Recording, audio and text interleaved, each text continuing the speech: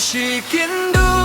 bat pihalin ti kadonu jong kakila ngaklemong henrei ngastu bagaman sim kakling sapi tang si kindu henrei ngaken mau kadur jong pikam jangam don jing adai bat pil henrei kajing senggel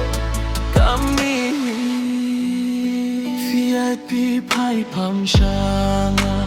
ngas ngap jar jar bad ngapit sapi tang si sinai ba dono chong au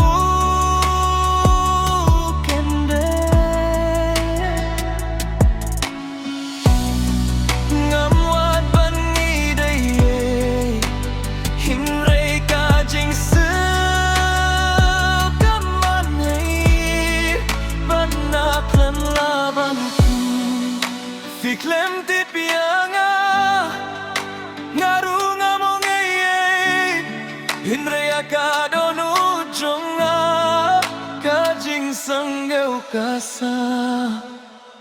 tang si kendu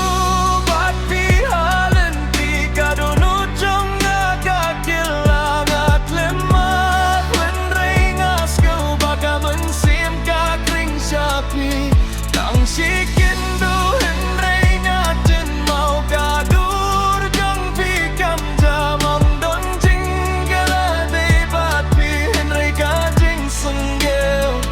kami yakin mau ya kata kasih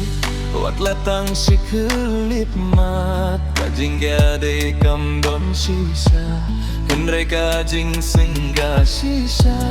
lada kapur kanai lad banyo hibyang yapi ngam kwai ei palak kata tang ban pe chisi kajing it kam dei barabor jing adai don por kadai tang jing seo bawan klem jing atu bat sa kadonu tang si